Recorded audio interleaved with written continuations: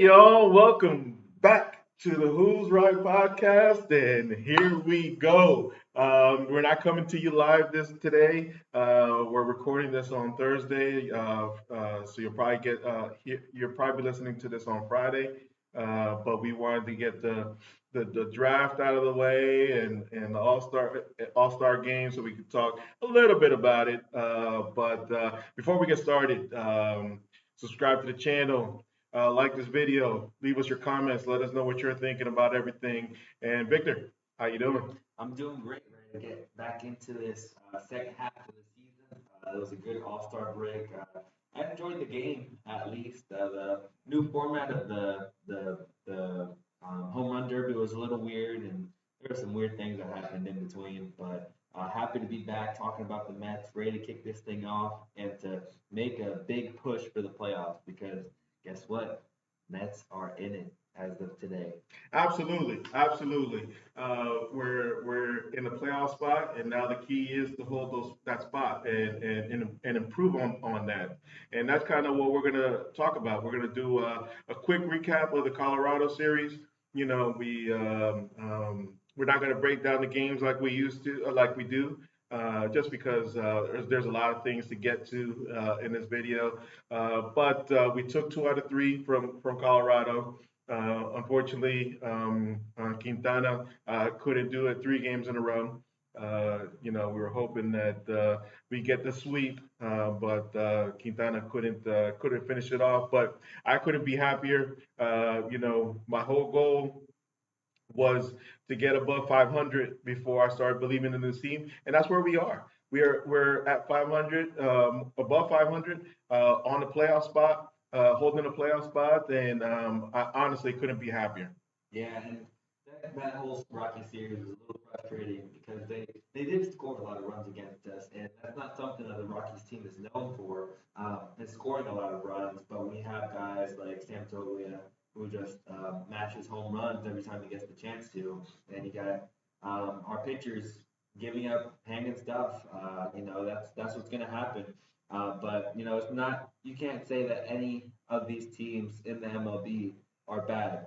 They all win games sometimes, and they were able to take some here against the Mets. But the Mets are still in a good position. They were at least able to win the series when it didn't even seem like that was going to be a possibility at some point in that series. But we see the grit, we see the grind from this team day in and day out. I believe that they're going to continue with that grind because this next half of the second half of this month is going to be a little harder. We're starting off with a kind of a warm up, you could say, but Miami's not hasn't been a warm up for us in the past couple of days or the past couple of this season. As a matter of fact, we've I think split the a season series with them so far, and we're going to look to kind of put the nail in the coffin here. But after that, we got the Braves, the Twins, the Mariners, I think. So it's a tough road ahead, but we can only look up with the team that we've been able to put out there every day.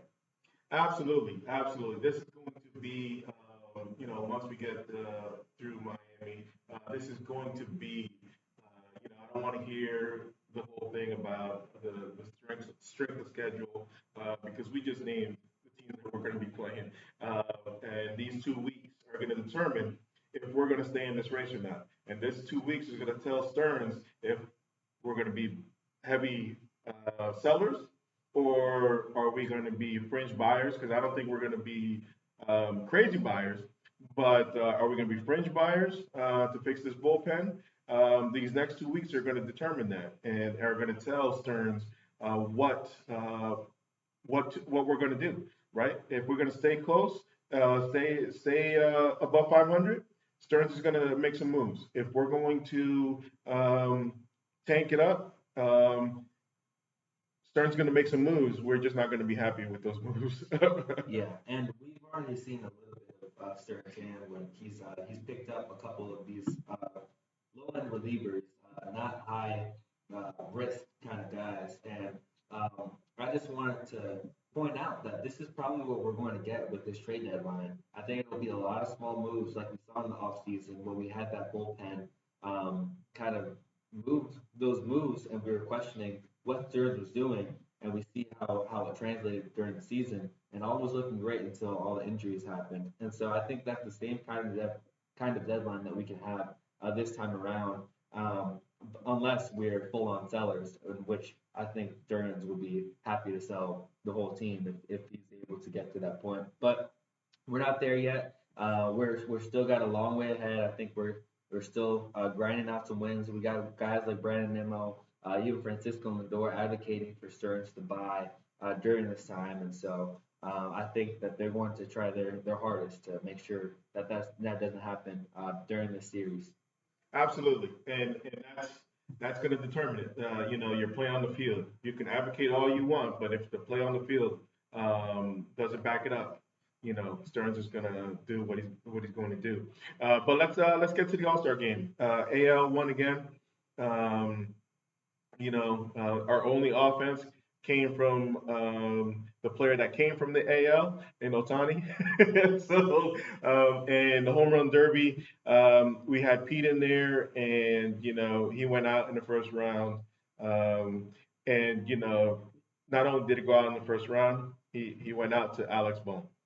Yeah, and you hate seeing Alec Bohm kind of with his comments. Classic Philly, just hating on the Mets in any way that he can, saying, and people try to say that it was more of he said it more kindly than he actually meant it. And but us Mets fans know how he actually meant it.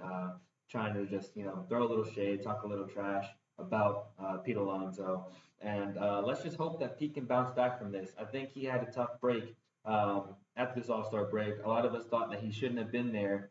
For more reasons than one, but primarily because we thought that the rest could be good for Pete to kind of reset himself, and that proves to be the case. We're hopeful that this All Star break might help him get his groove back. But when you got a guy pitching for you like the way that he did, that makes it hard in the home run derby. And then not only that, but when you have to go into the All Star game against probably the best reliever in baseball against Emmanuel Clase, that makes it even harder because that guy gets everybody out. He closes out games like Edwin did in 2022. And so that was a tough break for him to have his at bats be against Clase and to have a tough home run derby like he did. But I'm hopeful that he bounces back, that he sees the season he's had in the first half, and continues to grind it out because um, he's going to be such a pivotal part in this Mets lineup.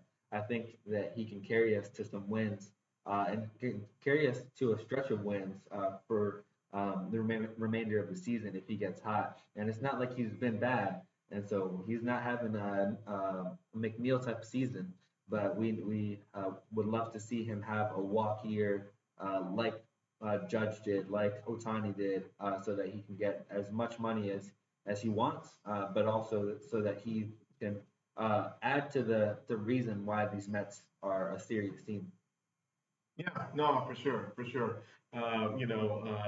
Maybe we would have won the All Star game if the right All Stars were at the All Star game. Lindor, Nemo. I won't say anymore. But let's talk about the draft. Our number one pick is Benj out of Oklahoma State, and there's a lot of hype around Benj. Not only is he a two-way player like Nolan McLean, he was teammates with Nolan McLean, and so, as listening to everybody talk about him, between Joe DeMayo and all the guys talk about him, they're thinking that he's going to be a five-tool athlete, potential five-tool athlete, and potential a center fielder, which is amazing because we got already in the pipeline Drew Gilbert, Jet Williams, and all those guys that can play center field. But you got a potential five-tool player in the draft in the first round. Yeah, I'm not a big college guy, so I'm not going to pretend to know a lot of these guys, but seeing the hype behind them, seeing the excitement from all of these insiders and outsiders looking in, it just kind of gets you more excited when you see the hype that Nolan McLean had in the system. And a note on that too, Carson Bench verified for us that Nolan is just pitching now, which is great to see because we want him to be able to really tune in to his best part of his game. But Carson seems like he's going to be the exact opposite. Obviously, he's going to try to do both, but I don't think that anyone is expecting him to do both. I don't even know if him himself is expecting to do both. He's going to try it. The Mets are going to let him.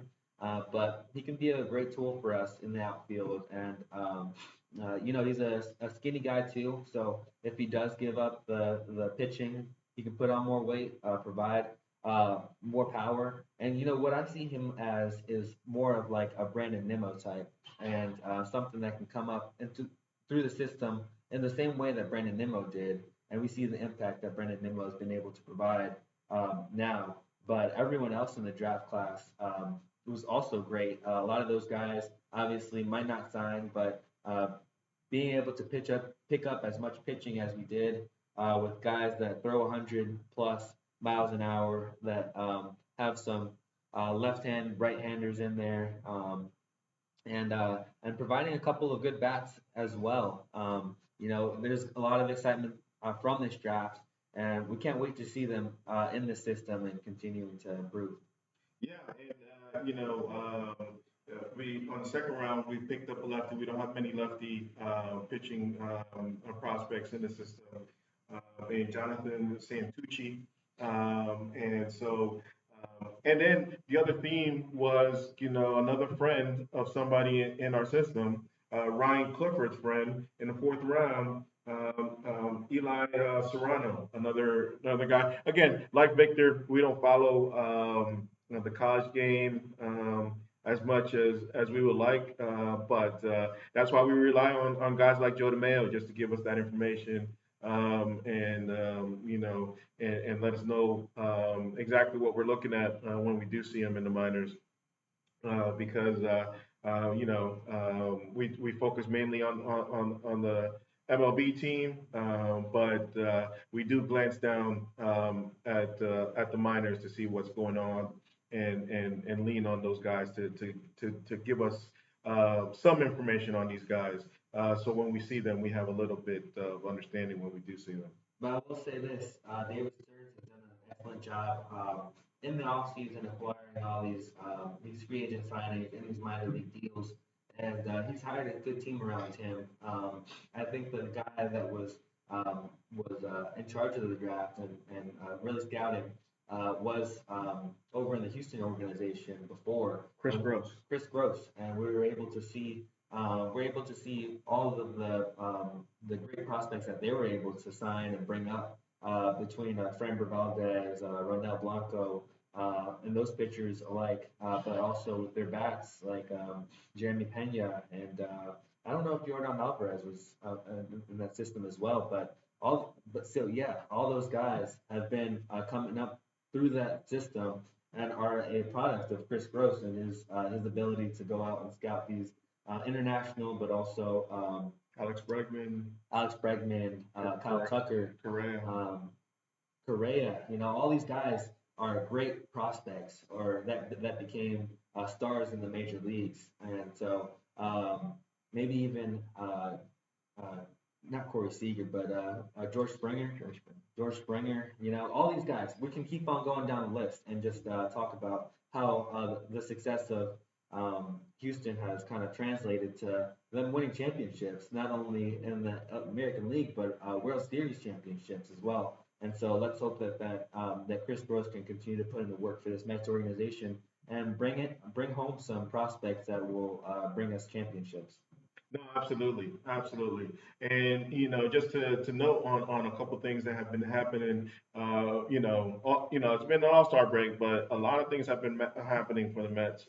Rylan Bannon got traded to Minnesota, so we're going to see him in a couple weeks. And Alex Young got claimed off waivers off the Giants. You got Matt Gage as well, claimed to a minor league deal. And those are both lefties. Jake Young and Matt Gage. So we can kind of see the writing on the wall for guys like Jake Diekman.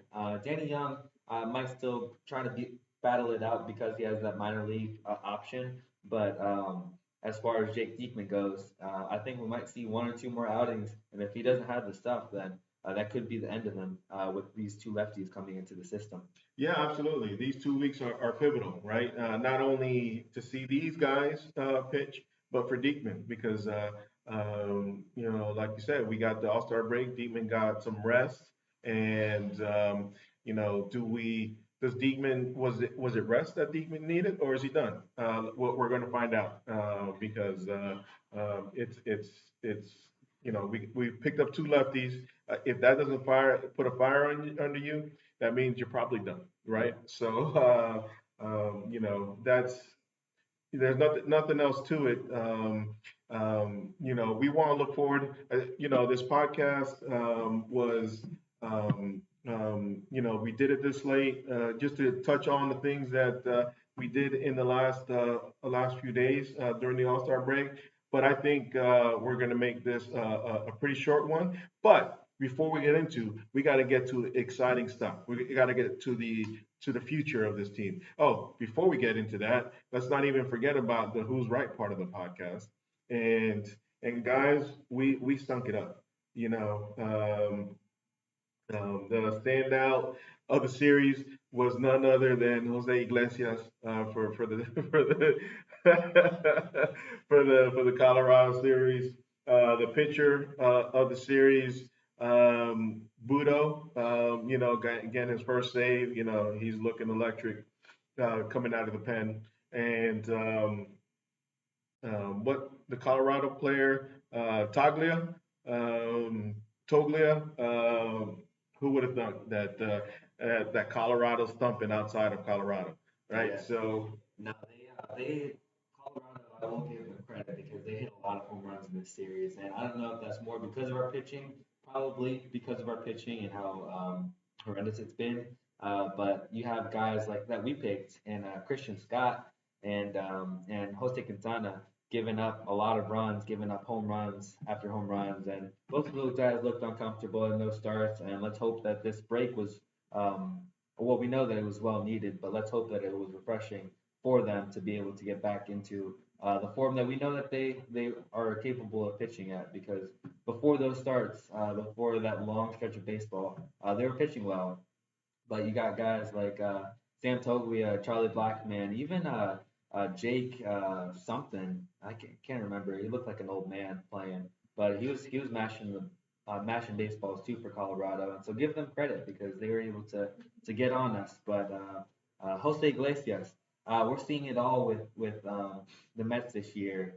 First, you had JD Martinez hit his first walk-off homer in his long tenured career. Then you have Jose Iglesias hit two home runs in his first two home run game as a major leaguer, and which is amazing to see. Jose Iglesias continues to impress us, continues to thrive. Um, I think we're going to see a lot more of him and the starting position at second base. Maybe we'll see more of Jack McNeil in that right field because it looks like Starling Marte might take a little longer than we thought. But to see Jose Iglesias in that lineup every day is, I think, what every Mets fan wants to see right now. yeah, and that's a good point. We almost forgot to touch on Marte. Mendoza saying he's not ready, and who knows at this point when he's going to be ready. And those are one of the questions these next 2 weeks. Does Stearns find a temporary replacement for Marte? Is that the smart thing to do, or is a smart thing to have McNeil out in right field and Iglesias at second base? I'm thinking that's what's going to happen. Like you said, Iglesias at second base and McNeil at right field because as much as I like Taylor, he doesn't do it consistently. And DJ Stewart has been, um, DJ Stewart, right? I mean, there's nothing to it than that. And Gamble is who he is. So I expect either Stewart or Gamble to be sent down in the next day or so, in the next couple weeks to give us some more maybe versatility in the infield since Iglesias is probably going to be starting now all the time. But it's great to see. Yeah, as much as I don't want to admit it, I think what the Mets need another bat, another depth piece bat in their on their bench. Whether that comes from a um, uh, reuniting with Mark Canha or picking up a guy like Jazz Chisholm. No. We want to see it be a smart move where the Mets are able to acquire more than one of those depth pieces because at the end of the day, we don't need that much depth in our system right, or in our on our bench right now. But I think we may be seeing the end of DJ Stewart in these next couple of weeks. I think that experiment might be over. And if worst comes to worst, they'll send up Brett Beatty again because he's been able to hold his own in AAA. He's cooled down a little bit as of recently, but he's still able to mash home runs and hit the ball well. So we could see a little bit of a platoon role with Mark Vientos, just as another left-handed bat off the bench, because DJ Stewart hasn't been able to do it. And Tyrone Taylor, I think he stays where he is, but Ben Gamel really hasn't done anything. And it makes me point out again how I wish it would have been Trace Thompson instead of Ben Gamel. But who knows? He probably wouldn't have done anything either. But we do probably need a depth piece because Marte is where he's at, and McNeil doesn't seem like he's getting any better. You know, those are all things that we'll talk about in a couple of weeks because they're going to happen very soon. Yeah, no, absolutely. And Brett Brady might be the guy, like you pointed out, because at the end of the day, Iglesias can always move, is our backup shortstop. He can always move over to shortstop if need be. And because Brett Beatty has been playing a lot of second base down in AAA. But yeah, let's talk about Senga since we're talking about these guys. Senga is according to Stearns potentially coming back this week again, or at the latest next weekend against Atlanta. But we were kind of talking about it before the pod, and Miami, even though we haven't done well against Miami this year, Miami's not a bad way to start with Senga, to be honest with you. And my potential starting rotation for right now, coming out of the break, I have Severino, Senga on Saturday, Manaya, um, Scott, and Quintana. Um, oh no, sorry, Scott, Peterson, and Quintana. I don't know which order in the back end of the rotation. Do they want it? But we could start seeing the six-man rotation as early as this week because Senga's coming back, and it sounded better when I talked about it before the pod. It wasn't that choppy, but we were talking about how you're going to split up the lefties because we have three lefties in our rotation, and that's unusual to have in a rotation. It's going to make it a little bit easier in a six-man rotation to have three lefties, but it's unusual to have three lefties in a five-man rotation. So Senga coming back is going to be it's going to even that out a little bit better. Yeah, and however you want to slice it, I think that the way that you kind of put it is probably the best way. But however you want to slice it, you have that good depth in your rotation right now because all of these guys have been able to pitch well. And I think that a six-man rotation is going to benefit everybody because we saw how these last two starts with Christian Scott and Jose Quintana have affected them and on their workload. And so six-man rotation will work better for everybody, not just Senga. And I think it would be better to do it right off the jump rather than wait a start to do that, to get that implemented. Because look, Senga pitched four and two thirds his last time out. He pitched 66 pitches. That means he might be ready to throw 80. He might be able to even go six if we need him to. in this next start, and he was able to throw. I think 2/3 of his pitches were, or maybe 3/4 of his pitches were all strikes, and so I think he's comfortable now. I think it doesn't benefit him for having him out longer. Come up against a team like Atlanta is a tall task, and we've seen the Mets do it in the past and not go well. I mean, look at Joey Lucchesi. Exactly what happened to him. I don't remember if it was against Atlanta or Philly, but one of the two he got beat up, and then it ended up kind of ruining his career. Good note on him. He's back, which is great. That's hopefully we'll see him again, or hopefully not. We'll see. I don't know, but I'm just glad he's back in the system. But it's good to. I think it'd be great to get the six-man rotation started, just so that everyone knows where they're at for the rest of the year, and that we don't have any more hiccups after that. Yeah, no, for sure. And I'm in agreement with you. I want to see the six-man rotation from jump.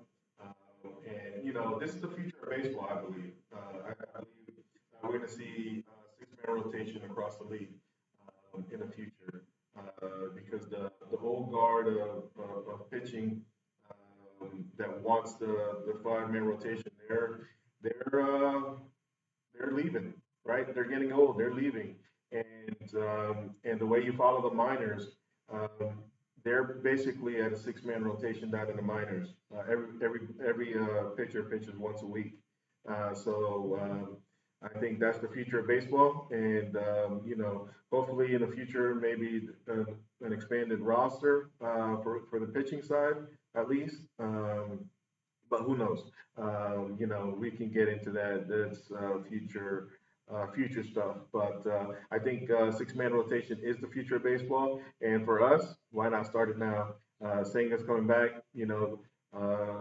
Japan, they're used to a six-man rotation. Our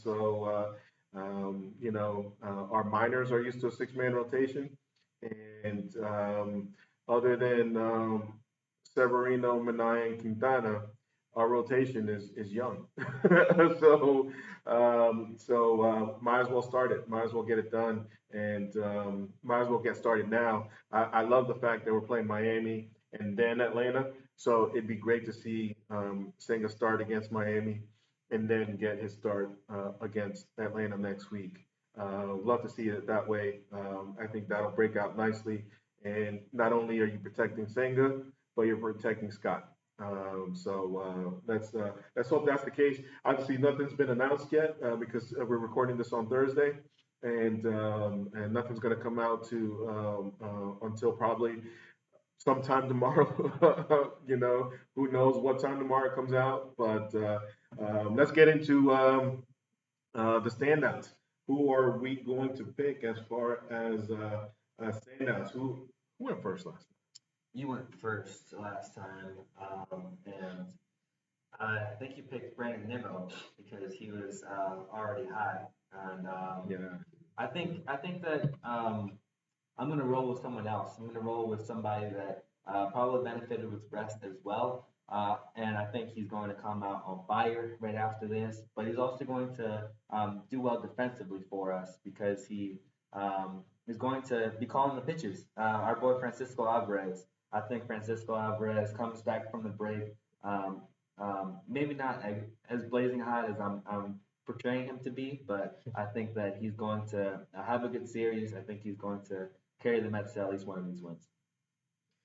Well, I'm gonna go with the guys that are talking, the guys that are wanting the Stearns to make a move, and it all starts at the top. And who's the top? Francisco Lindor. And Francisco Lindor's got to continue to back up, his top shortstop play, and he's got to continue to put the pressure on Stearns to want to make moves for this team. Because it all starts with him. As he goes, the rest of the team goes. I know we talked about a few podcasts ago that it's how Martinez goes. No, no, it's ever since Lindor's been in the leadoff spot that the big turnaround has happened. So I'm gonna go with Lindor having a big series against Miami. Yeah, great pick. Lindor, I'm sure, got a lot of well rest, good rest. I think Nimmo as well. All of our all stars should be doing firing on all cylinders. Or and SMY put out a report on who's your MVP, and so those are some honorable mentions as well. Mark Vientos, JD Martinez, maybe Pete Alonso comes back, but those are all guys to look out for. And it's great that we can talk about so many guys in our lineup because we love to be in an abundance of stars. Yeah, no, absolutely, absolutely. And so, as far as my pitching standout of the series, he's gotten basically a week some rest.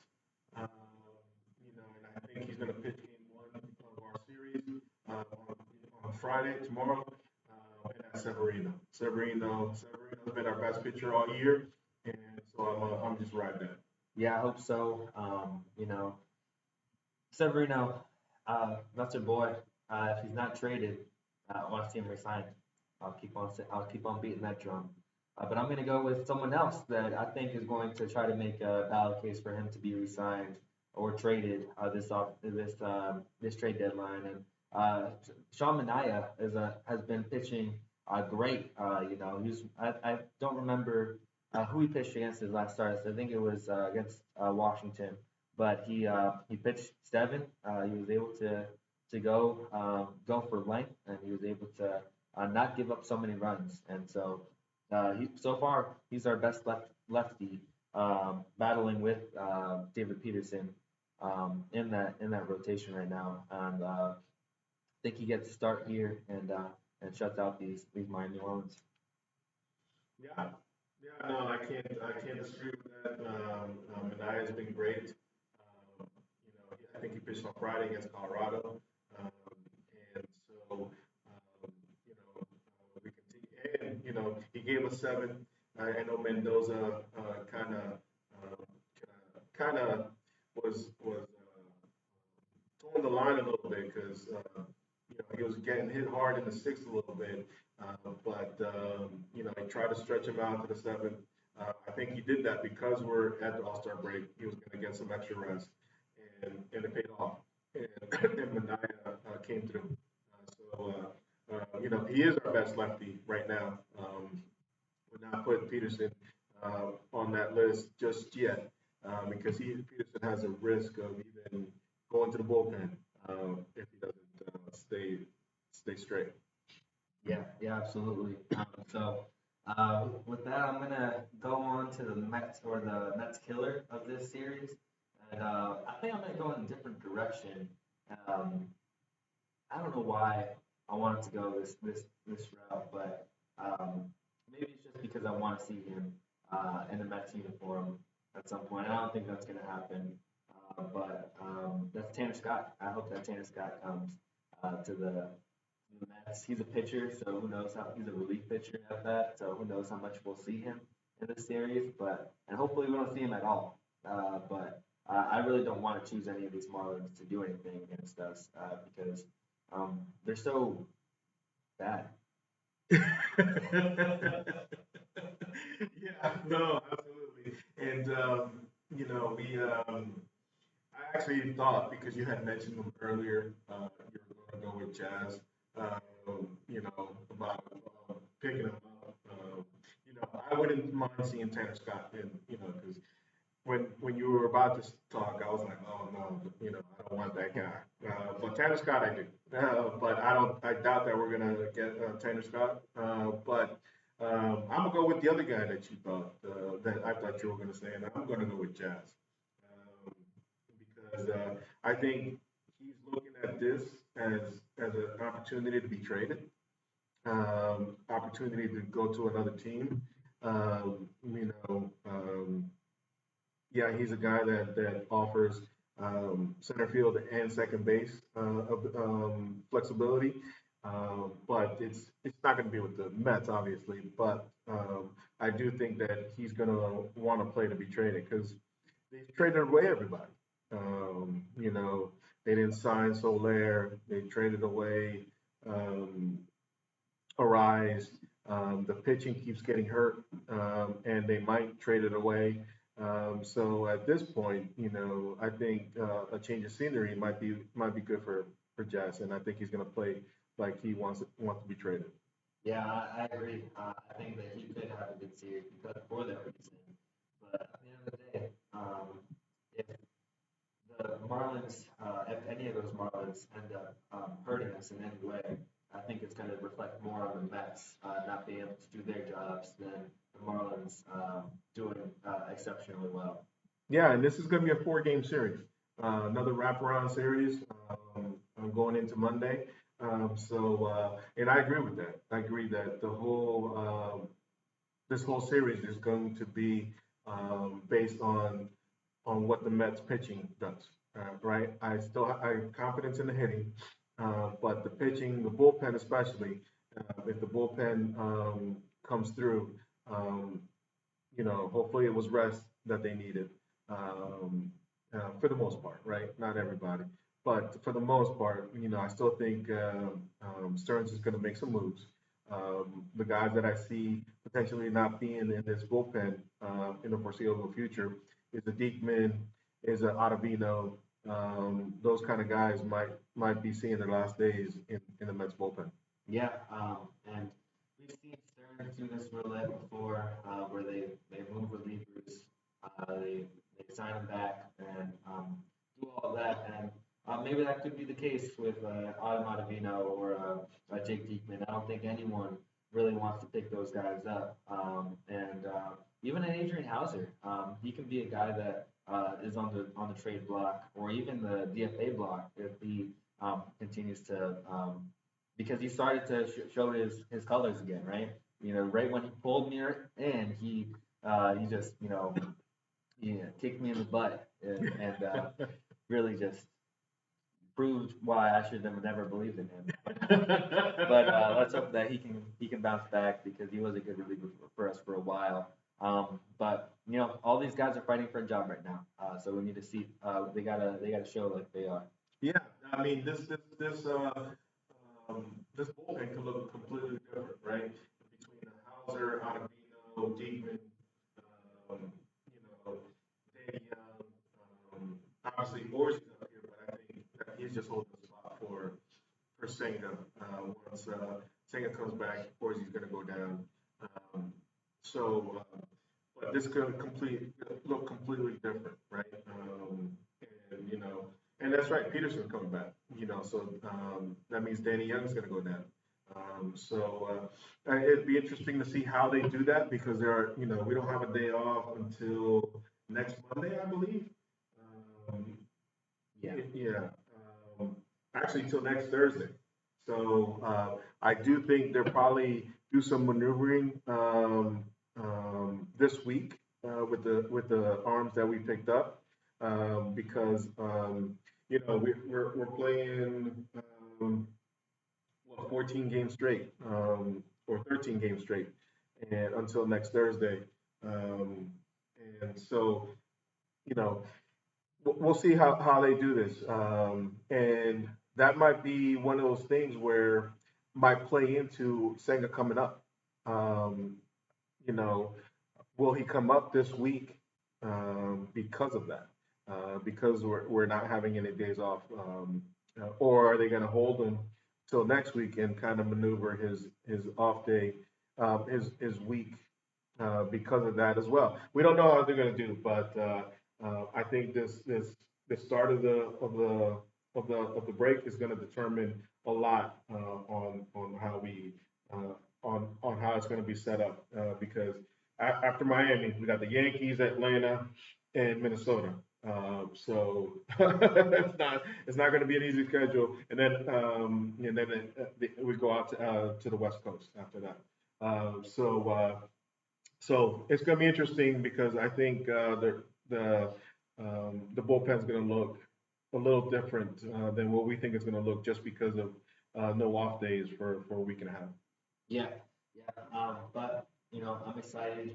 I think that Carlos Mendoza has done a fine job. He hasn't been great, but he hasn't been bad in managing his bullpen.